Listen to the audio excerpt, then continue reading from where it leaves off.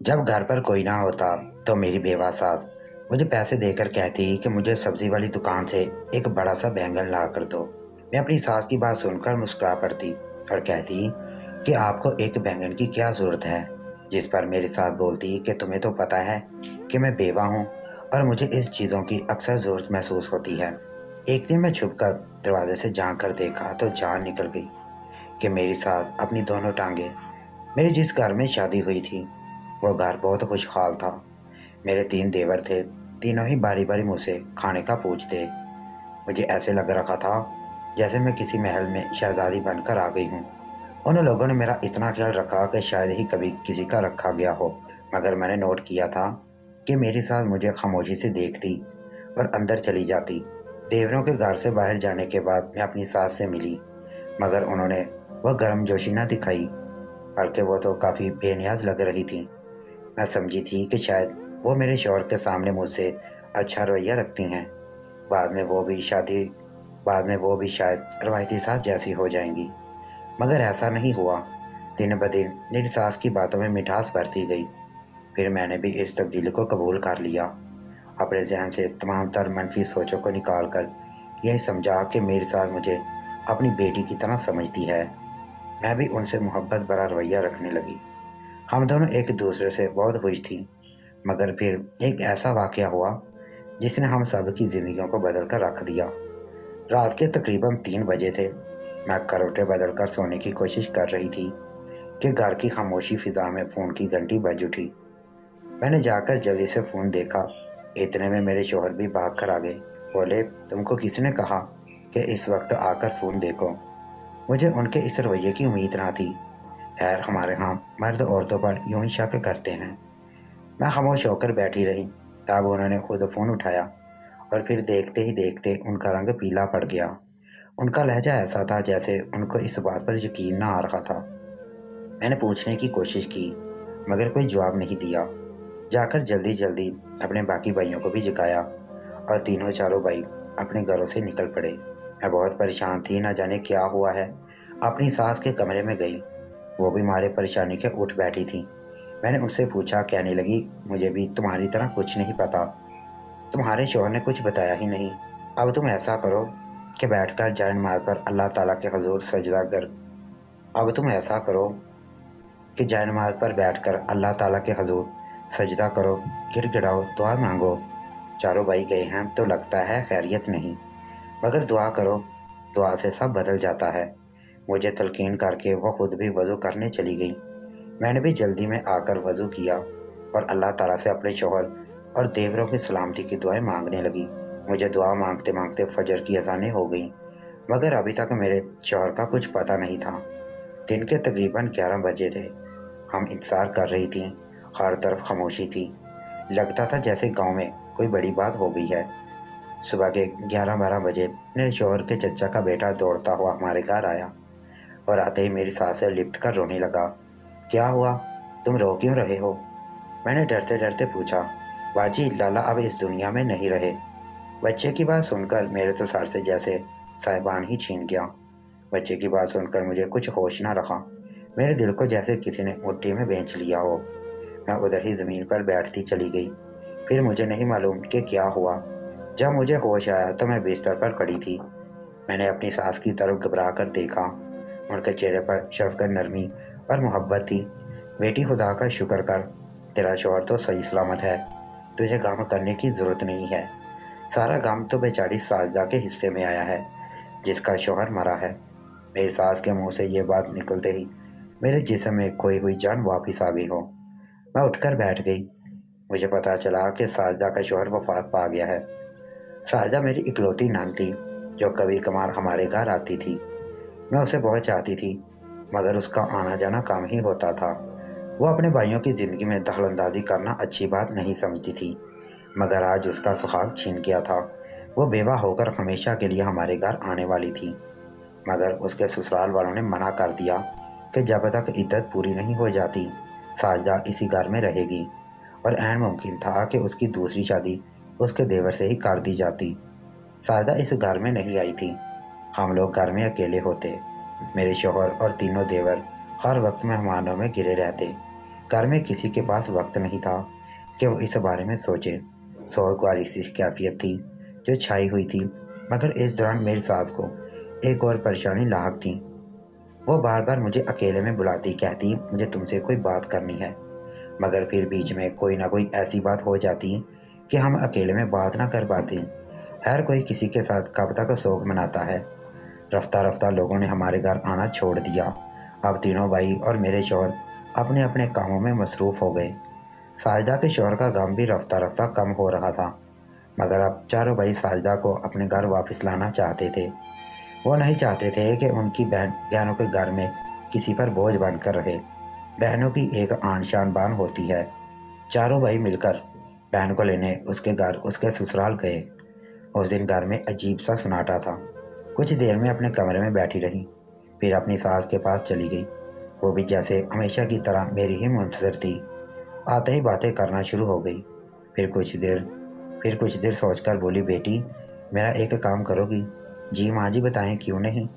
میں نے خوش دلی سے کہا، تم تو جانتی ہو میرے بیٹے میری سگی اولاد نہیں ہیں، ان کے باپ کی بیوی تو ہوں میں، مگر ان کی ماں نہیں ہوں۔ انہوں نے ہمیشہ کی طرح افسوسگی سے کہا، ہاں ماں جی میں جانتی ہوں، مگر آج آپ ایسی باتیں کیوں کر رہی ہیں؟ میں نے الجھے ہوئے لہجے میں پوچھا۔ وہ اس لیے بیٹی کہ میرا دل بہت گھبرا رہا ہے۔ گھر میں روزانہ گوشت پکتا ہے اور میں سبزی کے لیے ترستی رہتی ہوں۔ اگر تم برا نہ مانو تو میرا ایک کام کر دو گی؟ انہوں نے پھر رک کر سوال کیا۔ میں نے ہاں میں سر ہلا دیا۔ جاؤ بیٹی۔ انہوں نے دوپٹے کے پلوں سے توڑے مڑے پیسے نکال کر میرے ہاتھ پر رکھے اور بولی، یہ لو بیٹی، بازار سے جا کر سبزی لے آؤ، میرا دل بہت کر رہا ہے سبزی کھانے کو۔ میں اچھی طرح جانتی ہوں کہ وہ لوگ ابھی گئے ہیں تو شام تک ہی لوٹیں گے۔ ہاں مگر خیال رکھنا، سبزی صرف بشیر دکان والے سے ہی لانا، میں انتظار کروں گی، انہوں نے اٹھتے ہوئے کہا، گویا اب مجھے باہر جانا ہی تھا۔ میں جلدی سے ان کے کمرے سے نکلی، جا کر کالی چادر اوڑھی، چادر میں اپنا چہرہ چھپایا اور گھر سے نکل گئی۔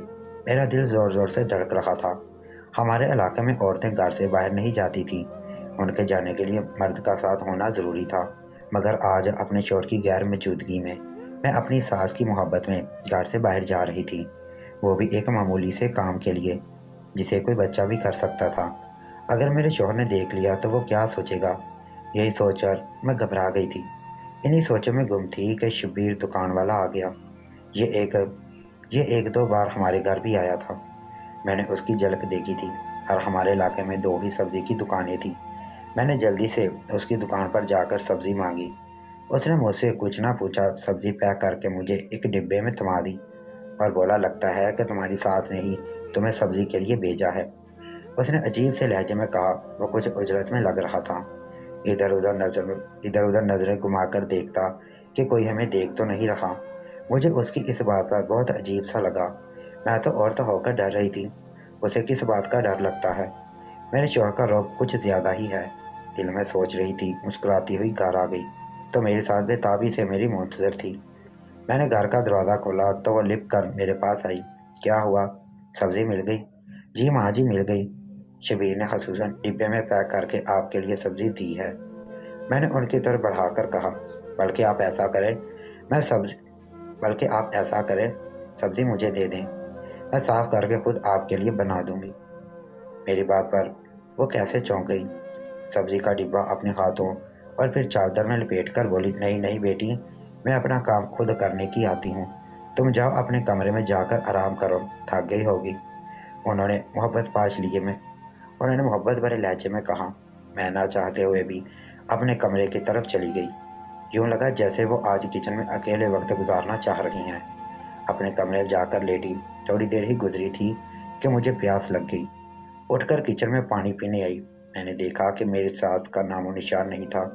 میں نے سبزی والی پتیلی میں دیکھا، اس میں پانی ابلا ہوا تھا، گویا انہوں نے صرف مجھے دکھانے کے لیے پانی ابلنے چولہے پر رکھا تھا۔ کچن میں سبزی کے آثار نہیں تھے۔ مجھے بڑی حیرت ہوئی۔ دیکھا تو ساس کے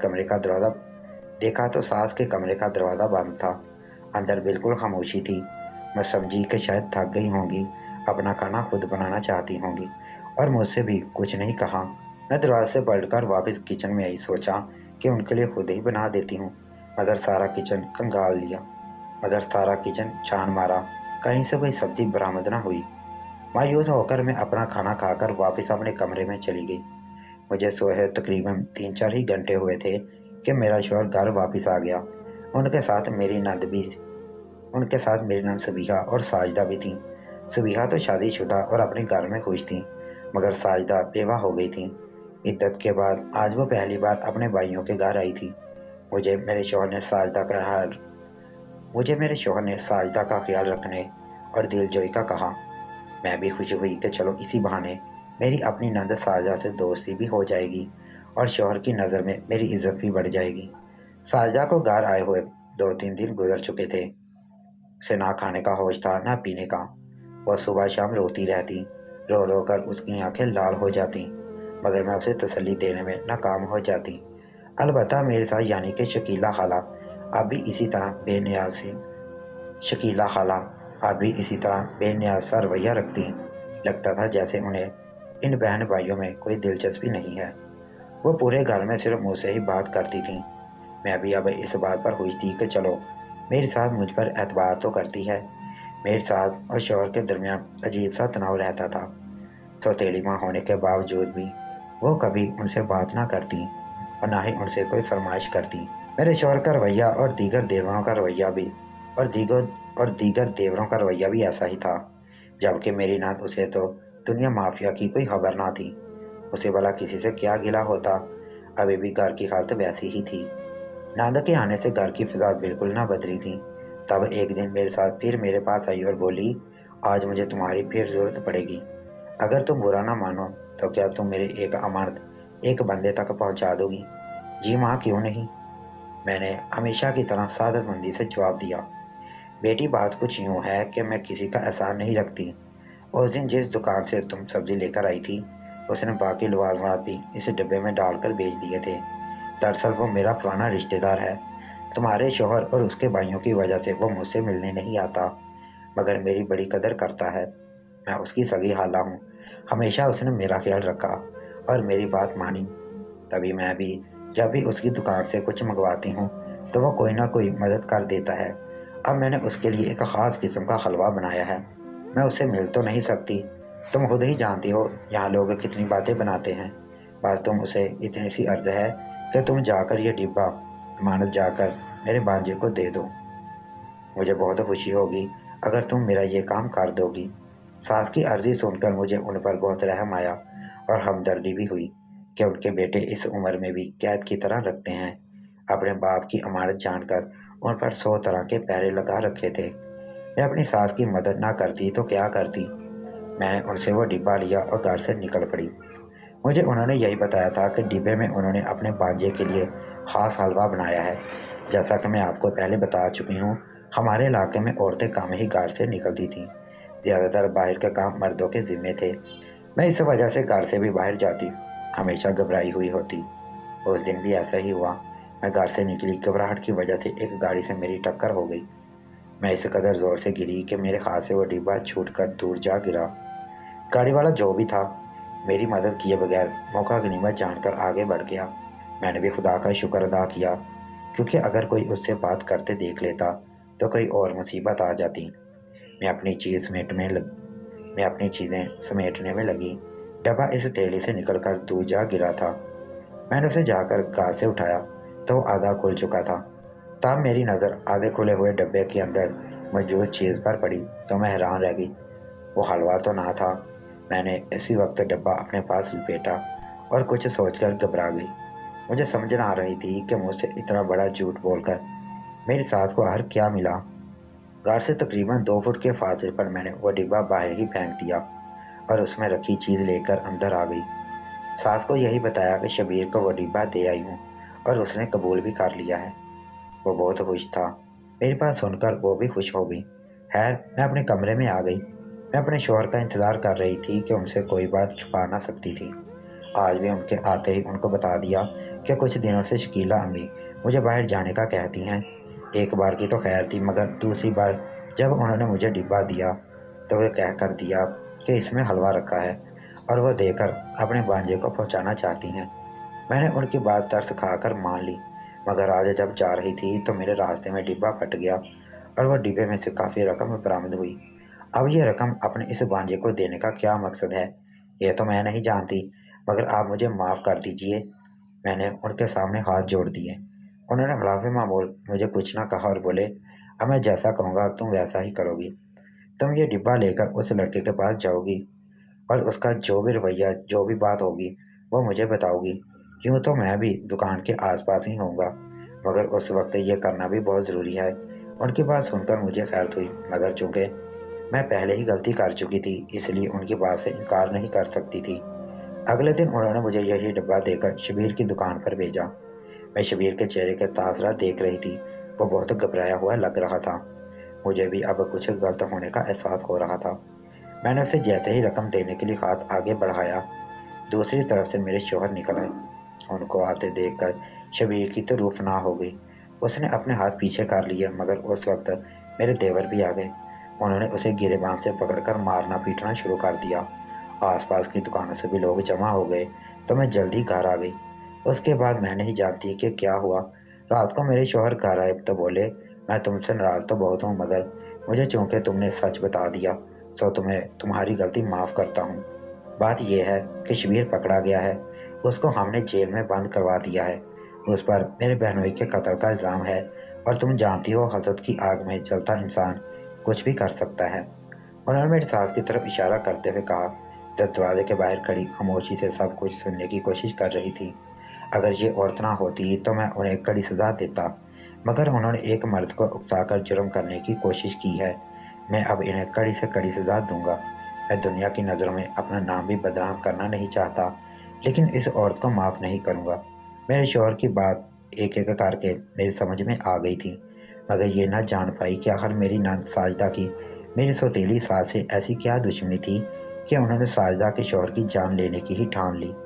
मगर मैं दाद देती हूँ मेरे शौहर को और अपने देवरों को भी, जिन्होंने इस बात के बावजूद भी अपनी सौतेली माँ के साथ बुरा सलूक